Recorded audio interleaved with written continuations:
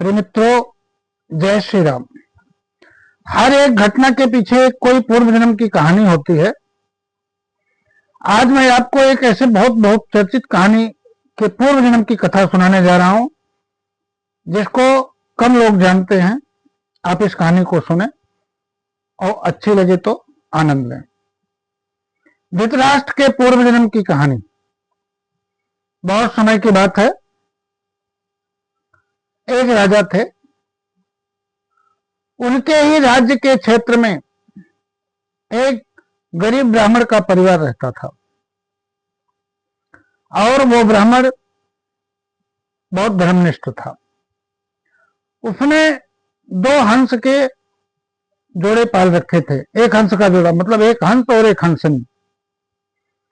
हंस और हंसनी दिन में चाहे जहां रहते थे, भोजन शाम को करने के बाद उस ब्राह्मण के घर के पास आ जाते थे। उनके घर पे सोते थे, उनके पास सोते थे। और अगर भूखे रहते थे तो ब्राह्मण जैसे खुद भोजन करते थे, वैसे ब्राह्मण देवता उनके लिए भी भोजन रखते थे। एक दिन ब्राह्मण देवता के मन में यह बात पैदा हुई कि हमें मानसरोवर की यात्रा करनी चाहिए। ऐसा मन में विचार करके भगवान भोलेनाथ का दर्शन करने के लिए मानसरोवर की तरफ चल दिए। अब बहुत बड़ी समस्या यह थी कि अगर वो दर्शन करने भगवान भोलेनाथ का जा रहे हैं तो हंस और हंसनी के जोड़े को कहां सुरक्षित किया जाए। सौभाग्य से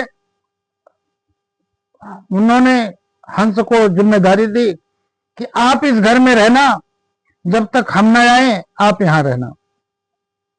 इतना कह के चले गए, लेकिन उनके मन में ध्यान में बात आई कि यहाँ पे ये सुरक्षित रहेंगे नहीं, इसलिए इनके कहीं सुरक्षित जगह पे निवास कराया जाए।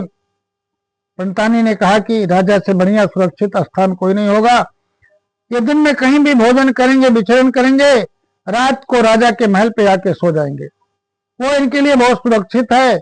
ऐसा मन में सोचकर ब्राह्मण देवता हंस और हंसनी के जोड़े को राजा के पास ले गए और बोले, राजन, मैं आपसे एक निवेदन करने आया हूं। राजा ने कहा, बोलिए। उन्होंने कहा कि ये मेरे 2 पाले हुए हंस और हंसनी हैं। जब तक मैं नहीं आऊंगा ये आपके महल पे रात को सोएंगे, दिन में भोजन करेंगे और रात को यहीं आके सो जाएंगे। राजा ने कहा, ये तो मेरा सौभाग्य है, और अपने महल पे रहने के लिए उनको शरण दे दी। ब्राह्मण देवता अपने तीर्थयाटन पे चले गए। कुछ समय बाद हंस के बच्चे हुए। एक एक करके 100 बच्चे हंस के हुए और बहुत सुंदर थे। हंस और हंसनी उन्हीं बच्चों को पालने में व्यस्त थे। धीरे धीरे बच्चे बड़े हो गए और बड़े हो गए। अब 100 बच्चों के भोजन की व्यवस्था करने में दिन में हंस और हंसनी का समय लग जाता था, और तब भी बच्चों का पेट नहीं भर पाता था। थोड़े बच्चे बड़े हो गए, खुद भोजन की व्यवस्था करने लगे और भोजन करके चले आते थे, राजा के महल पे सो जाते थे। तो हंस और हंसनी के भी मन में भाव पैदा हुआ कि ब्राह्मण देवता जहां पे मानसरोवर पे भगवान भोलेनाथ का दर्शन करने गए हैं, हम भी क्यों न जाके अपना जन्म सिद्ध कर लें और उसी मानसरोवर में जाके स्नान करें और इस जन्म को अपने सफल बनाएं। ऐसा मन में विचार करके जाने का प्लान बनाया और राजा से निवेदन किया कि महाराज, जब तक हम वापस नहीं आएंगे तब तक ये हमारे बच्चे आपके महल पे रहेंगे, आपका कोई नुकसान नहीं करेंगे, हानि नहीं पहुंचाएंगे। ये बाहर से अपना भोजन करके आएंगे, बड़े हो गए हैं, महल पे रात में सो जाएंगे। राजा ने कहा कि कोई बात नहीं, ये यहाँ रह सकते हैं। ऐसा कह के हंस और हंसनी वहां से चले गए और मानसरोवर की यात्रा पे। वहां उनको बहुत अच्छा लगा और धीरे धीरे हंस और हंसनी जब मानसरोवर पहुंचे तो वहां पंडित जी से उनकी मुलाकात हुई और हंस और हंसनी, ब्राह्मण और ब्राह्मणी चारों 1 वर्ष तक मानसरोवर पे ही रहे। प्रतिदिन स्नान, पूजा पाठ, जप तप वहीं करते थे। एक दिन उनके मन में ख्याल आया कि क्यों ना हम अपने घर को चले। चारों वहां से प्रस्थान किए। ब्राह्मण देवता के घर पे हंस और हंसनी भी गए। उनके मन में भाव आया, मेरे बच्चे तो राजा के महल में हैं और हमें राजा के महल में जाके बता के कि हम लोग वापस आ गए, अपने बच्चों को ले आना चाहिए। ऐसा मन में विचार उनके पैदा हुआ और राजा के पास गए।